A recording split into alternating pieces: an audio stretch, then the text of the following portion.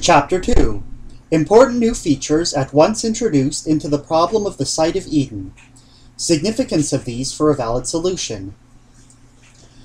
It appears, then, to be a condition of a genuinely scientific hypothesis that it be not destined always to remain a hypothesis, but be certain to either be proved or disproved by the comparison with observed facts, which is termed verification. Verification is proof. If the supposition accords with the phenomena, there needs no other evidence of it. John Stuart Mill.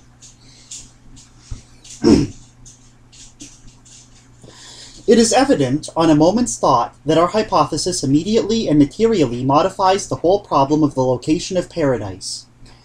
Given a prehistoric circumpolar continent at the North Pole as the cradle of the race, what must have been marked as and memorable features of that primitive abode? 1. To the first men there would have been but one day and one night in a year. 2.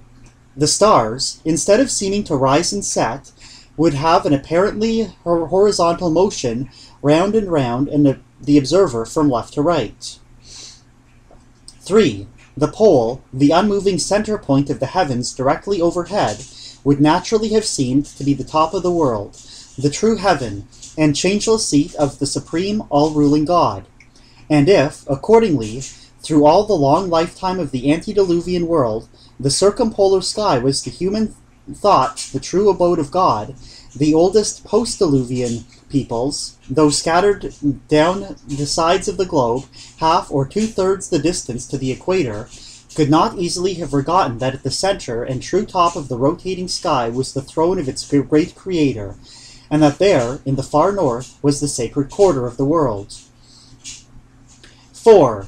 Standing at the pole of the earth, an observer would not only directly under the center of the celestial hemisphere, but also directly on the center of the surface of the terrestrial hemisphere.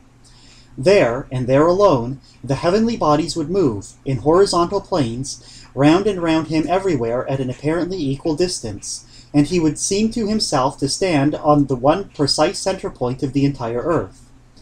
Every departure of a few miles in any direction from this polar position would at once confirm this first impression. If, therefore, primeval Eden was at the pole, the descendants of the first man, going away from such an original country, could hardly have failed to remember it as the earth the center of all lands, the omphalos of the whole earth. Supposing the first man to have been located in the central and most elevated portion of the hypothetical Eden land, the streams there originating and flowing seaward would have flowed, not in one but in various opposite directions toward all the cardinal points of the horizon.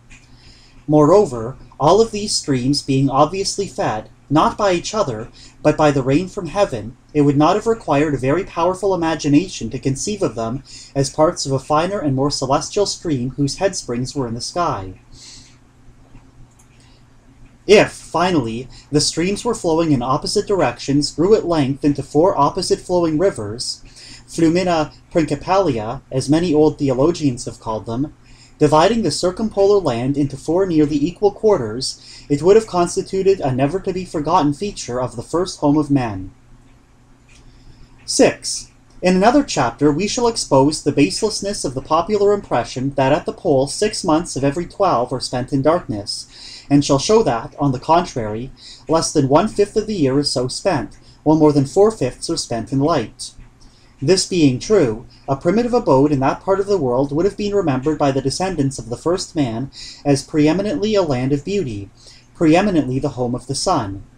Moreover, Arctic explorers find it impossible to describe the nocturnal splendors of the aurora borealis in those regions, the whole top of the globe ofttimes seeming veiled in and over-canopied with quivering curtains and banners and streams of living, leaping flame.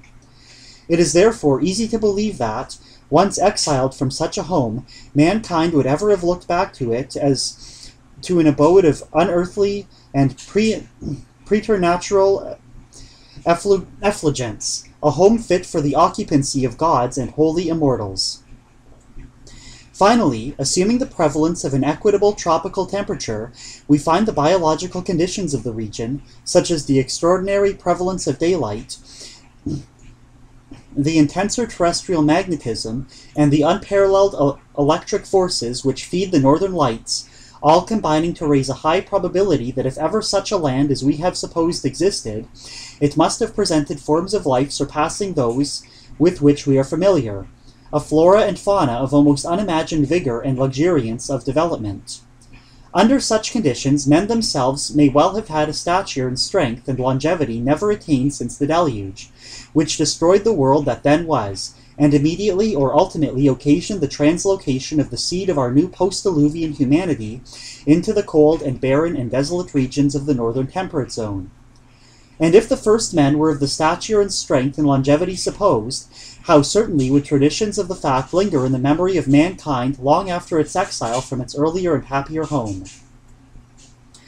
Glancing back now over these various points, one instantly sees that they present conditions of the human existence totally unlike the conditions of life as we know it, or as it has ever been known in what are called historic ages. They necessarily modify in the profoundest manner the whole problem of the site of Eden. No solution ever heretofore presented exposed itself to refutation at so many points. None ever before postulated so extraordinary an adjustment of both heavens and earth. None ever before required, in order to its establishment, so incredibly wide a concurrency of testimony. Against no other has it ever been possible for the very stars in their courses to fight. If false, it demands of human tradition shadowy recollections of world conditions which have never existed in human experience.